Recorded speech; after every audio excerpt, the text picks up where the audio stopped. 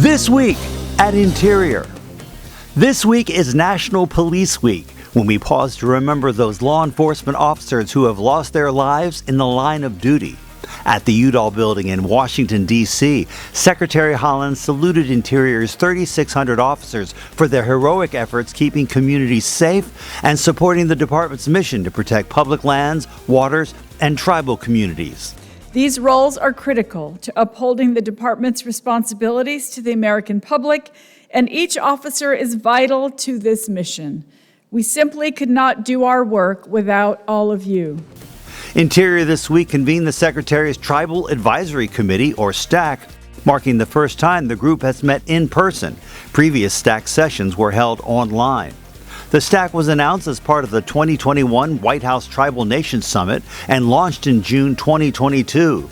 It provides the opportunity for appointed tribal leaders to have direct contact and communication with high-level Interior officials on department policies, programs, and funding that impact tribal nations. It's Infrastructure Week. First Lady Dr. Jill Biden and Secretary Haaland traveled to Alaska this week to highlight the administration's historic investments to expand broadband connectivity in Native American communities, including Alaska Native communities in the Yukon-Kuskokwim Delta region.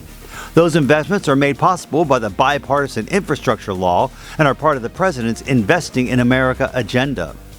Continuing a focus on infrastructure investments, Infrastructure Coordinator Winnie Stockelberg traveled to Michigan to tour orphaned well cleanup sites.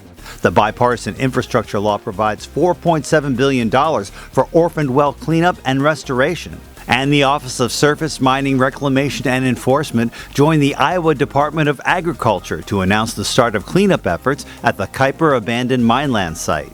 The majority of the funding comes from the bipartisan infrastructure law, which is providing nearly $6 million for abandoned mineland reclamation in Iowa.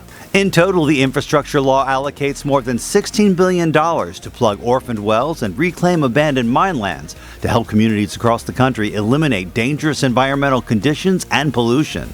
This Friday, May 19th, marks Endangered Species Day, and Interior leaders hit the road this week to highlight the department's work in conserving and restoring precious natural habitat for wildlife. Assistant Secretary for Fish and Wildlife and Parks Shannon Estenos visited Michigan to highlight endangered species and the administration's Investing in America agenda. She toured sites funded by the America the Beautiful Challenge for locally led river restoration and fish barrier removal work. She also joined the Great Lakes Fishery Commission for briefings and site visits throughout the Great Lakes region to discuss cooperative fishery management. U.S. Fish and Wildlife Service Director Martha Williams joined U.S. Postal Service leaders this week in South Dakota to unveil 20 new Forever stamps to mark the 50th anniversary of the Endangered Species Act. The new stamps depict photographs of endangered animals found within the 50 states and American territories, as well as 2 North American species living near U.S. borders. The department also announced over $62 million through the Investing in America agenda to advance endangered species recovery planning efforts. And our social media picture of the week, it's one of the most biologically rich areas on Earth, Point Reyes National Seashore on the California coast. The park offers sandy beaches, open grasslands, and mystical cypress trees that await your exploration. Make sure you follow us on Facebook, Instagram, Twitter, and YouTube. That's This Week at Interior.